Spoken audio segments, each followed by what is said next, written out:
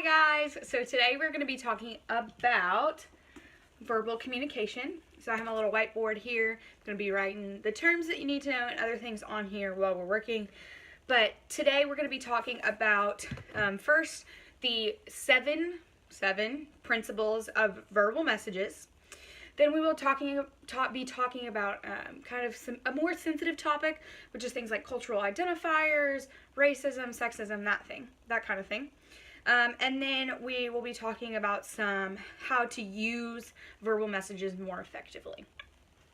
So the first thing that we're going to cover is the 7 principles of verbal messages. So our first is that meanings are in people. So meanings are in people. That means that what we construct words to mean oftentimes relates to how we see something.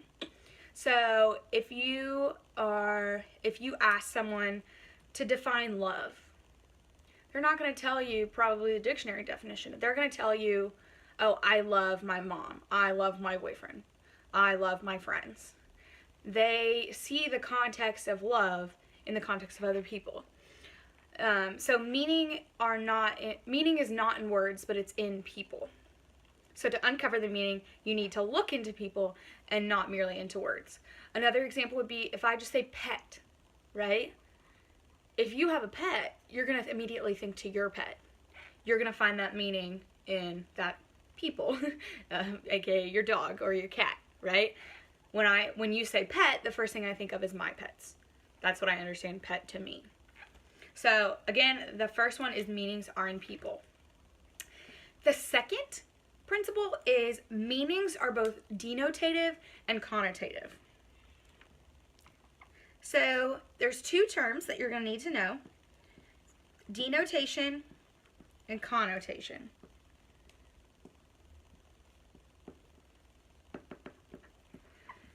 Denotation is the dictionary definition. Dictionary definition. This is, if you look in Merriam-Webster's, if you're looking for the exact meaning of a word, denotation. The second is connotation. Connotation is the meaning that we assign to the word. So an example of this would be how the dictionary definition of death is the heart stops, there's no longer blood flowing through your body, that kind of thing. It'd be like the medical definition. But the connotation of death changes for each one of us. So I associate death with, again, the meanings with people, back to the first concept. I see death as something, sorry y'all, it's really hard to talk without having an audience. So we're just working with it. So connotation, so death to me, because I'm a religious person, and I practice Christianity, I believe that is when you go to heaven or hell based on the actions you've taken in your life.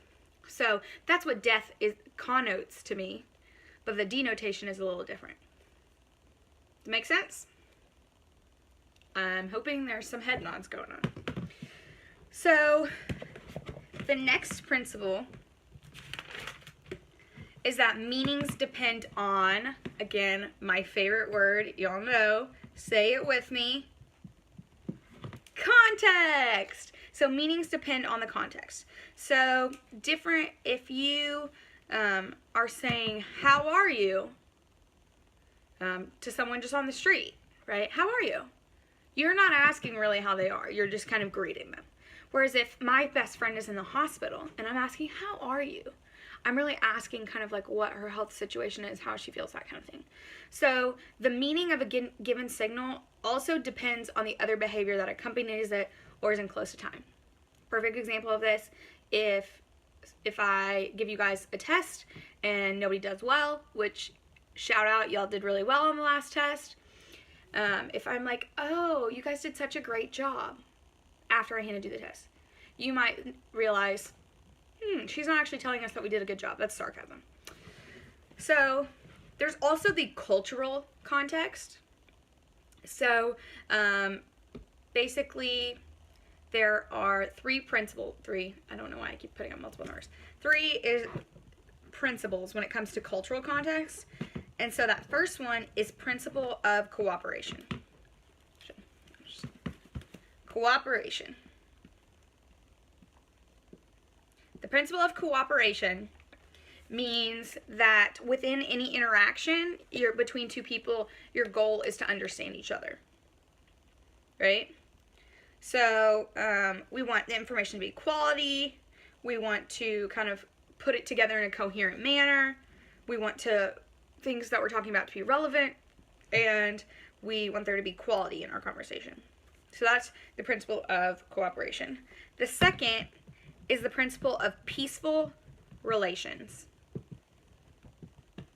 And this is basically, it holds that you communicate your primary goal, or when you communicate, your primary goal is to maintain peaceful relationships. So most of us don't go around trying to pick fights. If you do, maybe not the best use of our verbal communication. But most of the time, we're trying to maintain the peace or maintain the homeostasis that's going on. And this is a cultural principle, for example, or the reason this relates to culture is there are cultures where you don't insult anyone, or if someone disagrees with you, you don't point that out. You're maintaining peaceful relations. And then the last one is self-denigration. Say that with me. Self-denigration. We're just going to go a little door in here. I might just ask questions and expect y'all to respond in the comfort of your own home. But self-denigration is the cultural principle that you may not take credit for what you are, your accomplishments, or you minimize your own abilities or your own impact that you have on something. So you're kind of taking a step back and taking less of the credit. That's the self-denigration. So those are the three principles of cultural context. And then we also have the gender context. So typically, studies have shown that typically in our communication, women are typically more polite, and that they are more trying to seek agreement rather than start conflict situations. And a lot of times, how we ask questions is different between the genders. So a lot of times, women will phrase things more of a question. So like, can you please hand me this? Which, yes, that's awesome and polite. And that's great, but it's not necessarily as direct as when stereotypically men would say, oh, hand me that, right? Or hand me that, please. They don't phrase it as a question. So that's kind of one of the differences. Also, men are less likely to talk about their emotions. That is, say what you want, but that has been proven by research. You can look Rundquist 1992, Tannen 1994, Tannen 1994. Yeah, so I'm just telling you what the research is so you can know what's being said. The next principle, so moving away from context, the next principle is messages vary in politeness. So again, sometimes you're being rude, sometimes you're not. And that depends on whether you have a direct message or an indirect message. So direct or indirect. We'll talk about direct first. So direct is when you say, hey, write me a recommendation, or give me that, or lend me $100. That's direct. You're going straight to the source. Indirect might be, oh, would it be possible? Or maybe it's getting late and I have to get up early, instead of saying, oh, I need to leave, or I want to leave. You kind of come up, it's basically a more roundabout way of saying whatever your direct response would be. The next principle is messages can be anonymous. Anybody know what an anonymous means? So anonymous or anonymous. We all know what an anonymous is, right?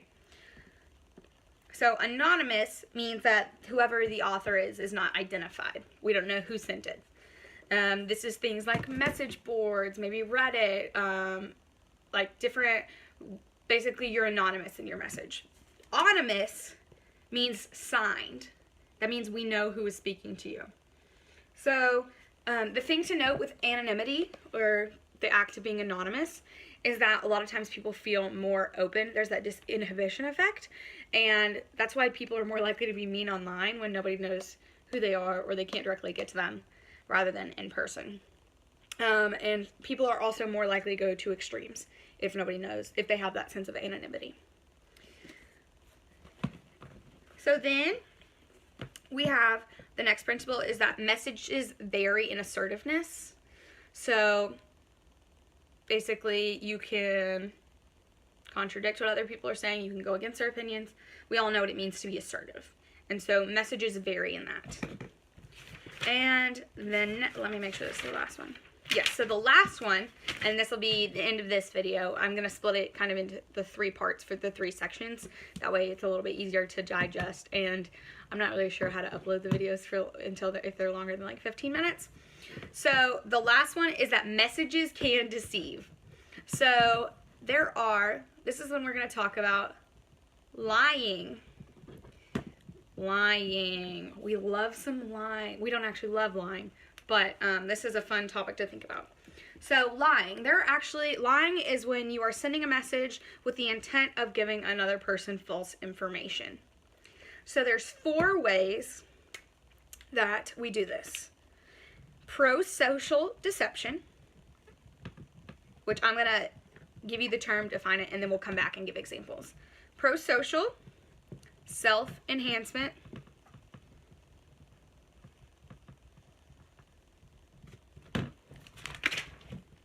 selfish deception, and antisocial deception. So pro-social, that is when you're lying typically to not hurt someone's feelings. So if someone asks, does this sweater make me look fat? I'm like, no, you can never look fat. That would be pro-social deception. You're trying to achieve some good. So normally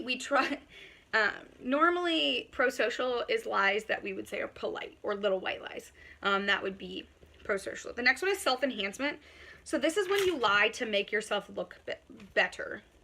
So for example, in your Tinder profile, you might say that you are an amateur champion fisher and you're 6'5", and that might not necessarily be what you are already. Or if you're on LinkedIn and you post that you might have only done 2 semesters of college and you posted that you already had a degree. That would be self-enhancement deception or lying. The next one is selfish deception. So this is when you're protecting yourself. So I think a good example of this is maybe you're starting a new relationship and they ask you, oh, how many partners have you had before? Or let me know all the people you've dated. And you might kind of turn the number down a little bit. That's an example of self-deception. You're trying to protect yourself and not maybe cause problems. And then antisocial deception, this is just lying to harm someone. A perfect example of this is middle school when people start rumors. That is the perfect example of antisocial. So this is a little bit about lying. We're going to have 2 more videos for this chapter. So stay tuned and